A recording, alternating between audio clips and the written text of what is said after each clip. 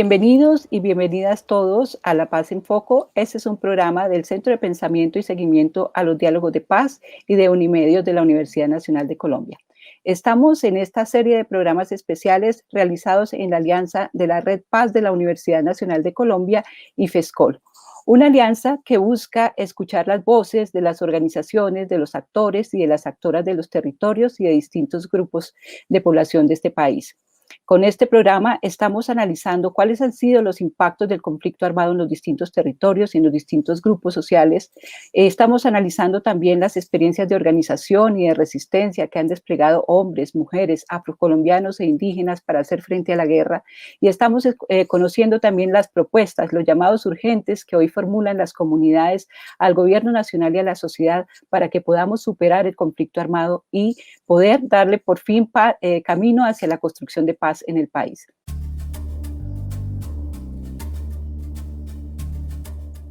La vida y el ejercicio de los derechos de las mujeres se han visto particularmente afectados en el conflicto armado en Colombia al convertirlas en víctimas de múltiples formas de violencia psicológica, física y sexual. Las situaciones preexistentes de exclusión, estigmatización y discriminación hacia las mujeres se exacerban en los territorios asolados por la guerra y se vulneran sus derechos y sus libertades de forma sistemática. En Colombia se han registrado 9.057.952 víctimas del conflicto armado, de las cuales el 50.3% son mujeres. Más de 29.000 de ellas han sido víctimas de delitos contra la libertad y la integridad sexual. Entre 2013 y 2019 hubo 1.339 agresiones contra lideresas sociales y entre estas se cuentan 84 casos de homicidio, la mayoría de los cuales aún permanecen en absoluta impunidad.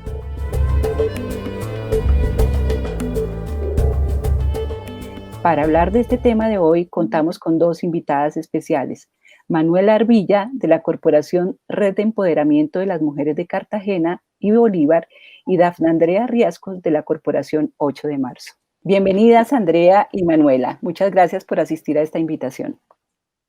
Gracias a la Universidad Nacional, gracias a la profe Marta y todo su equipo por brindarnos este espacio para visibilizar las afectaciones de las violencias contra las mujeres en nuestro territorio, zona de Montes de María y Cartagena. Muchas gracias, Manuela. Profe Marta, muchísimas gracias por la invitación. Muy contenta de estar en este espacio, compartir panel con Manuela y contigo. Muchas gracias a la Universidad Nacional por generar estos espacios críticos de pensamiento y cuestionamiento y consolidación del proceso de paz. Bueno, muy bien. Con Manuela y Andrea, Manuela, como lo ha dicho, representa la costa Caribe y en particular la región de Montes de María y Bolívar. Y Andrea nos habla del sur del Pacífico colombiano, en particular de Nariño. Entonces son dos territorios particulares desde los cuales nos van a hablar ellas en su calidad de mujeres y desde sus experiencias como mujeres. Entonces vamos a dar lugar a este conversatorio con una primera reflexión. Nosotros hemos querido profundizar en los impactos particulares que generan las dinámicas del conflicto armado, en este caso sobre las vidas de las mujeres. Manuela, quisiera que empezaras tú planteándonos tus reflexiones sobre ese tema en particular. Bueno, en la zona del departamento de Bolívar, podemos decir que una de las grandes afectaciones que han sufrido las mujeres ha sido la marca que han dejado en el cuerpo de las mujeres. Las mujeres, el cuerpo es un territorio político y ahí están todas las situaciones que en ese cuerpo se han afectado por esa violencia. La violencia sexual, el desplazamiento, la pérdida de sus familiares, la cultura. Entonces ha sido como unas situaciones bastante graves que han afectado a las mujeres en las formas de la convivencia, en las formas de vestir, en las formas de relacionarse. El territorio y la cultura se ha tenido que transformar con las mujeres. Manuela, cuando tú nos hablas de que el territorio se ha tenido que transformar y la cultura, ¿nos ¿Podría explicar cómo ha sido ese cambio? ¿Qué es lo que ha cambiado en el territorio y en la cultura? Es que han llegado personas de otro sitio a Cartagena, ha sido receptor de toda esa población que viene de todo Colombia.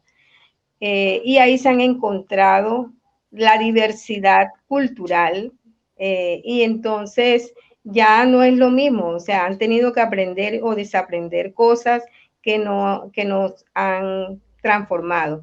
E igualmente, por ejemplo, el Carmen de Bolívar, que ha sido también receptor y expulsor, allí también han tenido que el encuentro cultural ha sido diverso, han cambiado, ya la gente no convive en la misma situación, hay mucha desconfianza, se ha generado una situación difícil a veces de convivencia.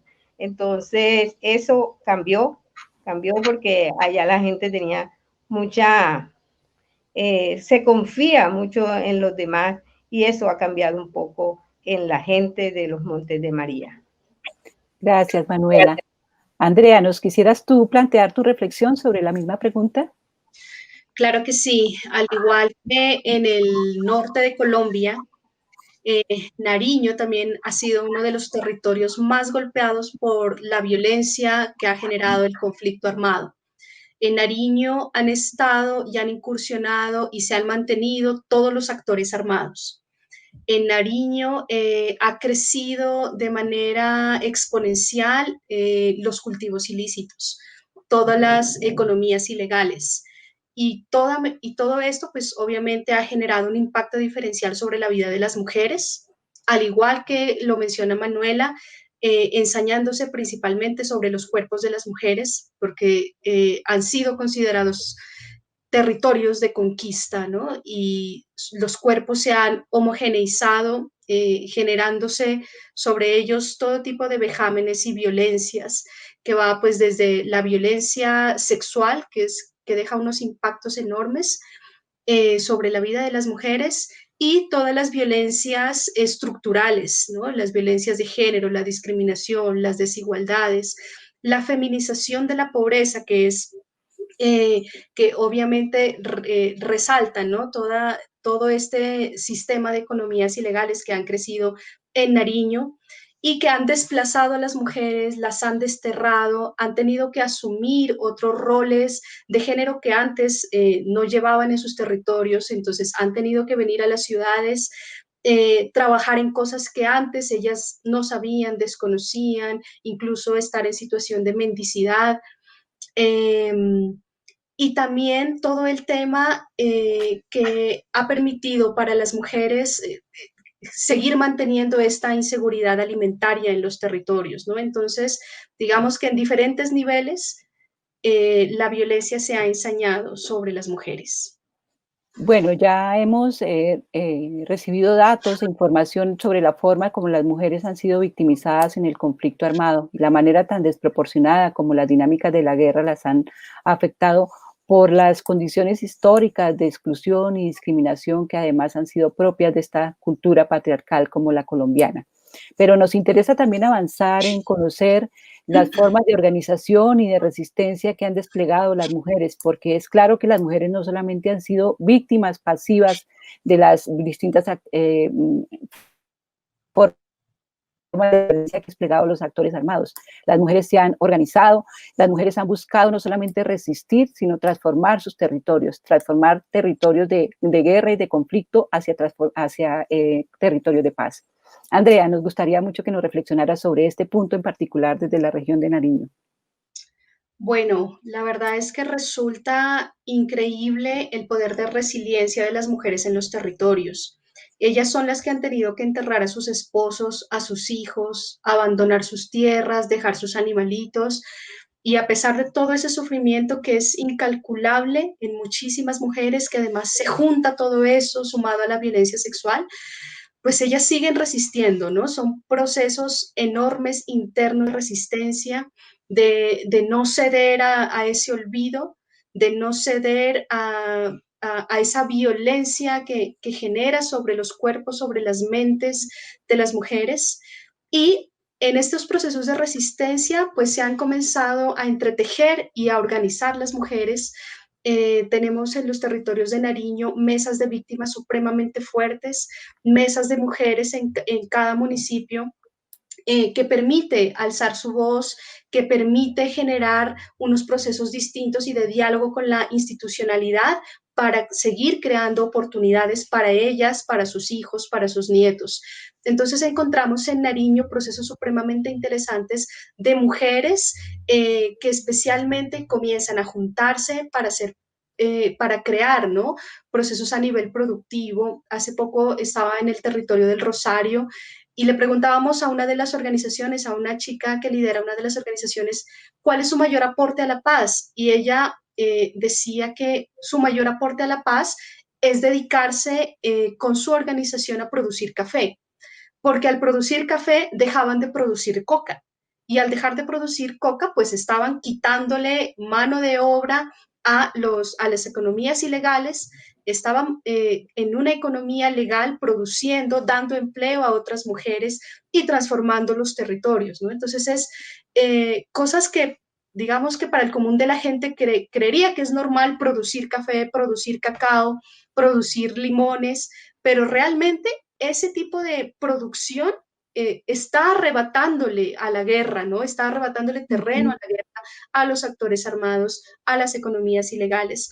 Entonces las mujeres en el campo se han decidido totalmente a organizarse y a trabajar mucho por esta seguridad y por esta soberanía alimentaria, y de esa forma está construyendo a la paz, está reconstruyendo un tejido social, está enseñándole a sus hijos y a sus hijas cómo trabajar la tierra en lugar de tomar el camino fácil, que muchas veces lo enseñan los actores armados y muchas veces obligan a los jóvenes, los reclutan precisamente para la guerra. Entonces son alternativas totalmente viables en estos territorios de Nariño, donde proyectos de producción de café, de producción de cacao, pues están cambiando el panorama totalmente a nivel productivo, a nivel laboral, a nivel de oportunidades y sobre todo a nivel sostenible de un territorio, ¿no?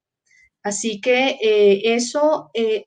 todo esto ha generado una incidencia súper grande de las mujeres en distintos espacios de participación ciudadana, de participación política.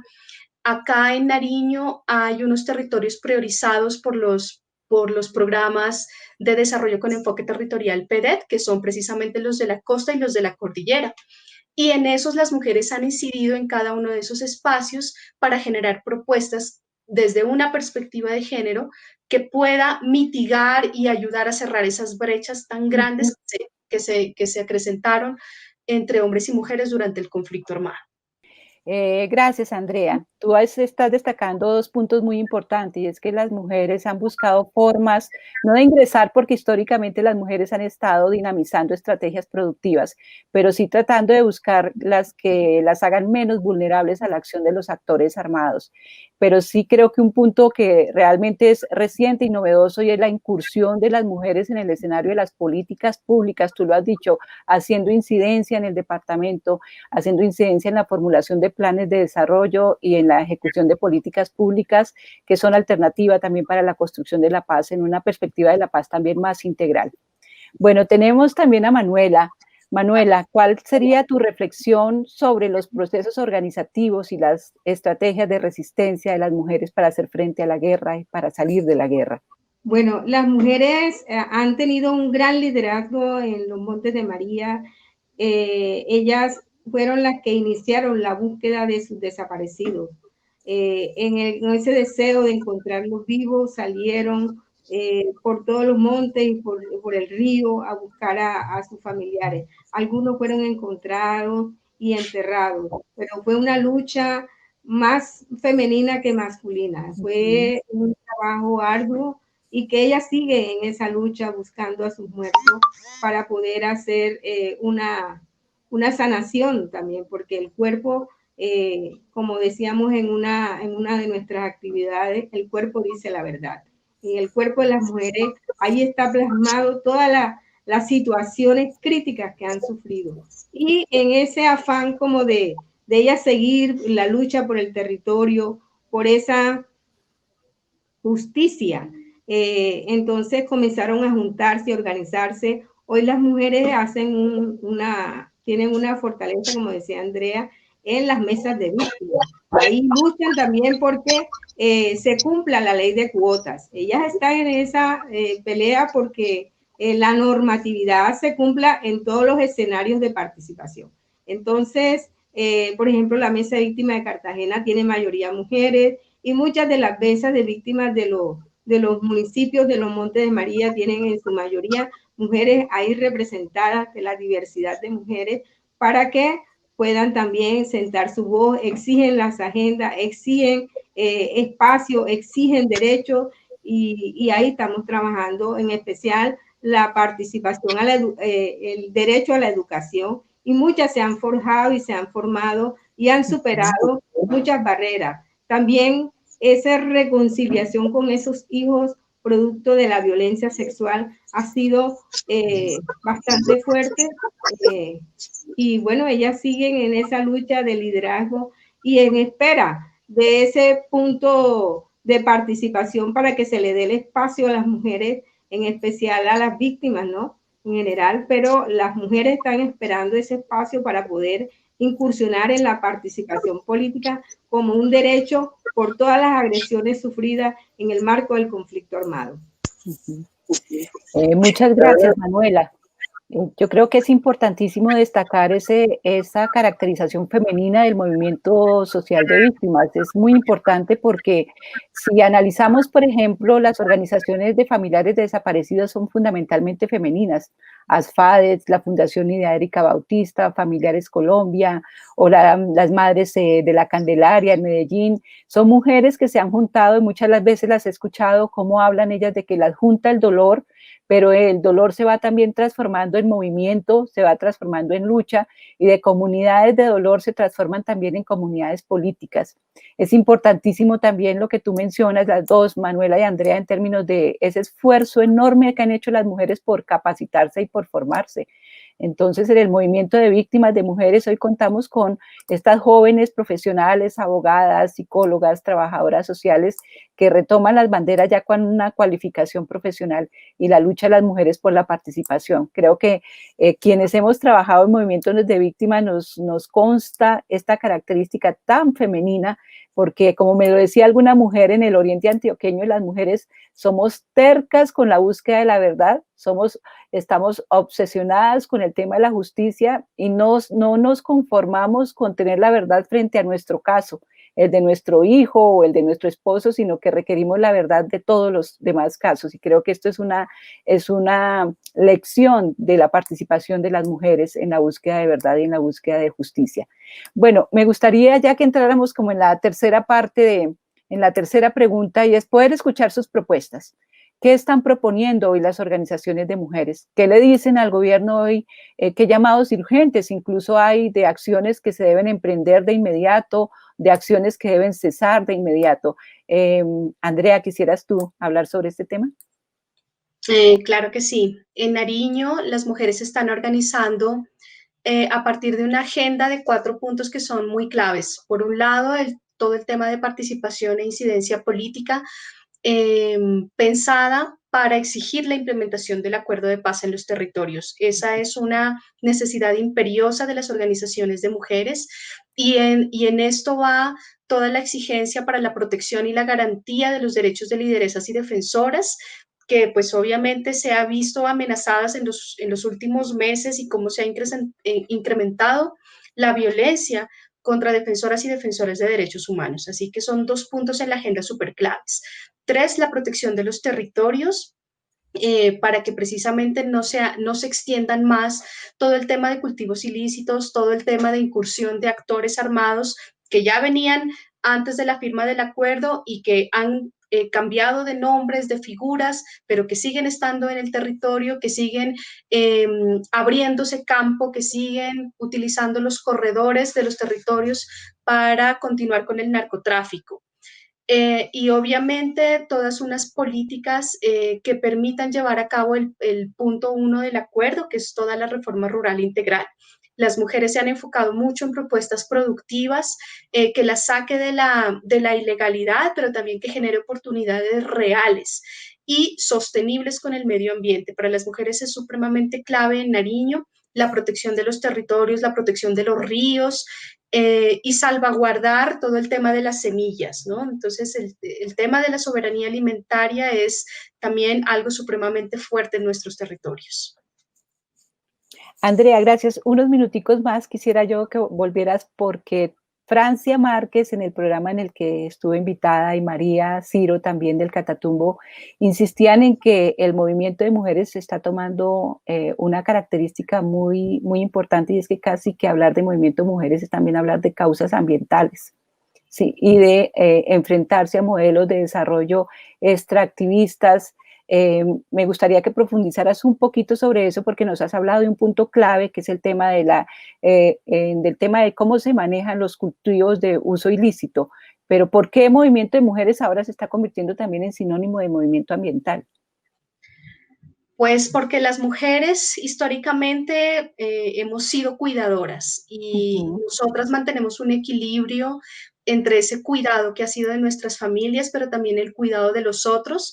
Por eso somos lideresas y defensoras, y eso incluye un cuidado más integral y más holístico con la naturaleza, ¿no? Las mujeres hemos sido defensoras de nuestros territorios, y aquí en Nariño hay una experiencia supremamente exitosa con las mujeres del municipio de San Lorenzo, que fue quienes se opusieron precisamente a estas políticas de minería y extractivismo y lograron sacar del territorio a una multinacional, porque pues todo eso destruye y las mujeres tienen una posición supremamente clara y férrea frente al cuidado del medio ambiente. De hecho, todas las propuestas productivas de las mujeres lo hacen desde un enfoque agroecológico, ¿no?